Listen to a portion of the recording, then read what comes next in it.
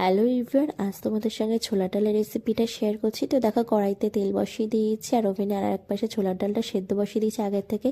বেশ কয়েকটা কাঁচা লঙ্কা, সামান্য লবণ দিয়ে, আর এদিকে মশলায় রয়েছে আদা বাটা, চিনি, সামান্য মিষ্টির জন্য জিরে, শুকনো লঙ্কা, দুটো তেজপাতা। তো এইদিকে ময়দাও মাখিয়ে রেখেছি, কারণ ছোলার ডালের সাথে লুচি মাস্ট। তো আমার তেল গরম হয়ে গেছে বলে আমি তাতে কটা তেজপাতা, শুকনো লঙ্কা দিয়েছি আর জিরে দিয়ে ভালো করে নাড়িয়ে চাড়িয়ে হালকা হালকা লাল করে ভেজে নিয়েছি। তো সেটা জিরে লাল লাল ভাজা হয়ে গেলে তারপরে সেই আদা বাটা, চিনিটা দিয়ে দিলাম, দিয়ে ভালো করে নাড়িয়ে চাড়িয়ে সেদ্ধ করা ছোলার ডালটা দিয়ে দিলাম। তো দিয়ে ভালো করে নাড়িয়ে নেব। আর এই ছোলার ডালটা আমি বিকেলবেলা করেছিলাম, যেহেতু পোষণ টিফিন নিয়ে যাবে, তো ওই জন্য তাড়াতাড়ি করেছিলাম।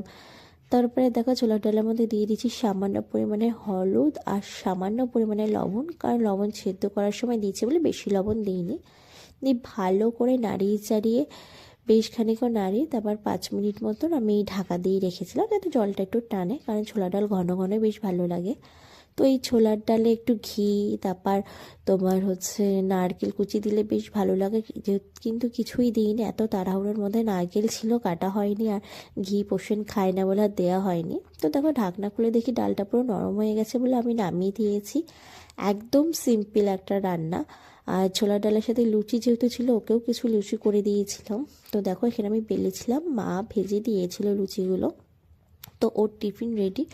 এখানে লুচি আর ছোলা ডাল। আমাদের টিফিনটা রাত্রে করেছি, আমরা ডিনারে খেয়েছিলাম। তো তোমাদের কেমন লাগলো অবশ্যই কিন্তু জানাবে আমাকে।